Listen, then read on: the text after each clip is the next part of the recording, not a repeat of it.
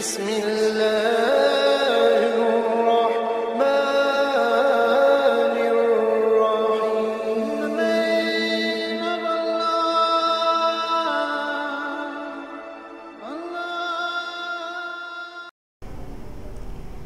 Bismillahirrahmanirrahim. Assalamualaikum warahmatullahi wabarakatuh.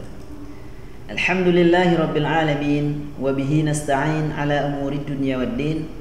Wassalatu wassalamu ala ashrafil anbiya'i wal mursalin wa ala alihi wa sahbihi ajma'in.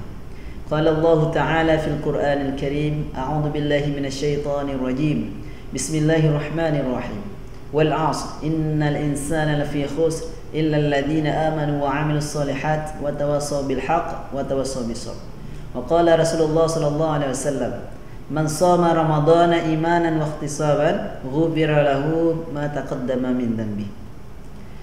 Kaum muslimin wal muslimat rahimakumullah. Puji syukur kita kepada Allah Subhanahu wa taala karena rahmat dan kasih sayangnya Allah yang senantiasa selalu mencurahkan nikmatnya kepada kita sehingga kita bisa menjalankan ibadah puasa ini dalam keadaan sehat walafiat. Salawat dan salam sama-sama kita sampaikan kepada baginda Rasulullah sallallahu alaihi wasallam yang sudah memperjuangkan agama ini sehingga kita bisa merasakan nikmatnya iman dan indahnya Islam dalam kehidupan ini. Kaum muslimin wal muslimat rahimakumullah. Dalam sebuah hadis qudsi dinyatakan setiap amalan kebaikan yang dilakukan oleh manusia akan dilipat gandakan dengan 10 kali lipat hingga 700 kali lipat dengan kebaikan yang sama. Akan tetapi tidak dengan ibadah puasa. Ibadah puasa adalah untukku, kata Allah, maka aku sendiri yang akan membalasnya. Dikarenakan orang yang berpuasa mereka sudah meninggalkan syahwat dan makanannya karena aku. Kaum muslimin wal muslimat rahimakumullah. Dari hadis tersebut kita bisa mengetahui betapa besarnya pahala ataupun nilai daripada ibadah puasa itu, yang tentunya Allah akan berikan kepada orang yang sungguh-sungguh melakukan ibadah puasa dengan keimanan dan keikhlasan kepada Allah Subhanahu wa taala.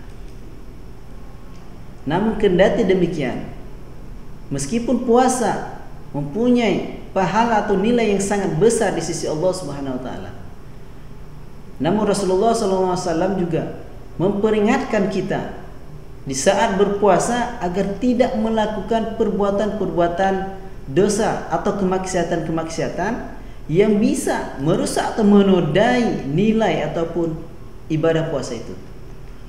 Sebagaimana Rasulullah SAW bersabda, "Kam min sha'imin laisa lahu min siyami illa al-ju' wal 'atash." Betapa banyak orang yang berpuasa akan tetapi mereka tidak mendapatkan apa-apa daripada puasanya melainkan al-ju', lapar, wal 'atash, dan dahaganya saja. Kaum muslimin wal muslimat rahimakumullah. Dari hadis di atas Rasulullah SAW mempertegaskan bahwa kita harus menjaga ibadah puasa ini agar tidak melakukan perbuatan-perbuatan yang bisa merusak nilai bahkan menggugurkan pahala daripada puasa itu sendiri. Nah, apa saja perilaku yang bisa merusak atau menghilangkan pahala puasa yang harus kita jauhi? Dalam hadis lain Rasulullah SAW juga bersabda, "Hamsun yuftinna shaim." Ada 5 perkara yang bisa merusak, yang bisa menggugurkan pahala puasa. Al-ghibah wal namimah wal kadhib wal nadru bisyahwat wal yaminul kadhibah. Yang pertama adalah ghibah. Ghibah ini membicarakan keburukan orang lain. Dalam Islam, ghibah ini termasuk perlakuan yang tercela. Diibaratkan orang yang melakukan ghibah ini seperti memakan bangkai saudara sendiri. Jadi di saat kita berpuasa seharusnya kita menjaga lisan atau perkataan kita ini dari hal-hal yang tidak baik. Sebagaimana Rasulullah SAW bersabda, Yang bahwa puasa bukanlah hanya menahan makan dan minum saja. Akan tetapi puasa itu juga menahan diri dari perkataan yang sia-sia dan rafat. Kemudian yang kedua, wan namimah, adu domba. Adu domba ini merupakan perilaku yang sangat tercela. Orang yang suka beradu domba, dia tidak suka melihat saudaranya hidup rukun. Dia suka menebarkan fitnah. Dia datangin satu orang, dia bicarakan tentang yang lain. Dia datangin yang satu lagi, dia ngomongin tentang yang si pulang. Sehingga antara satu dengan yang lainnya itu saling bermusuhan. Bahkan na'udzubillah bisa menyebabkan pembunuhan. Summa na'udzubillah. Perilaku adu domba ini tidak hanya menggugurkan pahala puasa. Bahkan Rasulullah SAW bersabda, pelaku adu domba itu tidak akan masuk surga. Na'udzubillah. Kemudian yang ketiga, wal kadhib, dusta, berbohong. Hadis Nabi Muhammad SAW,